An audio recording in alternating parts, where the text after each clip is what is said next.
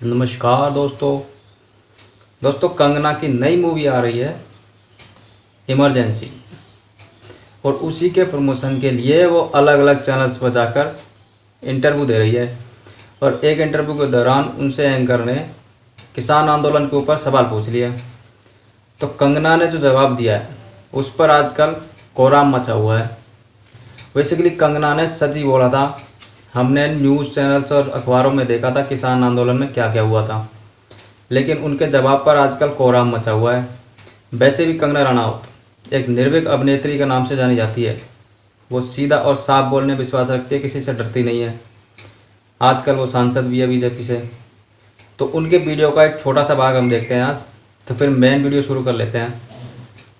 और सेट पर बहुत सारे लोग ना जब कंगना के बारे में डालो तो वो एक डराने वाली बातें लिखते हैं, जबकि हम जानते हैं इन पर्सन वैसा है नहीं। आपके साथ जिन लोगों ने काम किया है, ट्रेलर लॉन्च पे भी सब बहुत तारीफ कर रहे थे। ऐसा क्यों किया जाता है कि हेडलाइंस बना दिया जाता है कि कंगना के साथ काम करना बड़ा मुश्किल है, जबकि सेट पर जो लोग आपके साथ जिन्होंने काम किया है वो कुछ अलग ही कहानी बताते हैं। जी। ये प्रोपेगेंडा है। आई थिंक कहीं ना कहीं लोग इनसिक्योर फील करते हैं, कहीं ना कहीं लोगों को लगता है कि कंगना कुछ ज़्यादा ही सच भी बोलती है। इनकी इंडस्ट्री के बहुत ज़्यादा भांडे भी मैंने फोड़ दिए हैं, चाहे वो पे पैरिटी हो, सेक्सिज्म हो, आइटम नंबर के खिलाफ मैंने आवाज़। अब इनका धंधा तो उसी से चलता है, वही सब करके।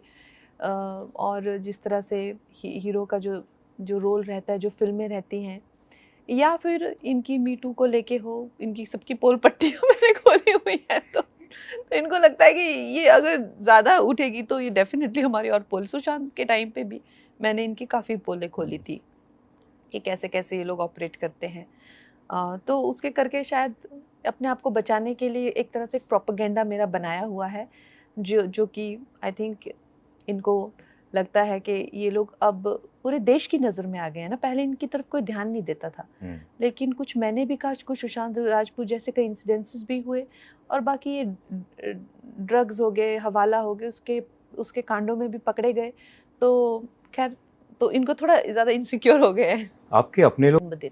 कंगना, आम जनता का ये भी एक सवाल है हिंदी फिल्म इंडस्ट्री से कि जब इज़राइल या दूसरे देशों में इस तरह की चीज़ें होती हैं तो आप वहाँ के लिए आवाज़ उठाते हो, आप दूसरी जगहों के लिए उस तरीके से आवाज़ उठाते हो, लेकिन जब बांग्लादेश में हिंदुओं के खिलाफ इस तरह की चीज़ें होती हैं तो वहाँ पर कभी भी सोशल मीडिया किसी तरीके की चीज़ें नहीं होती।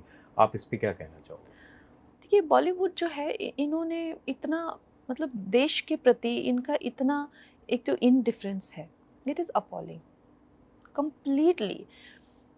ये है जिस तरह के बबल में ये रह रहे हैं, इन्होंने रियलिटी, वास्तविकता किसी भी क्षेत्र की देखी नहीं हुई है।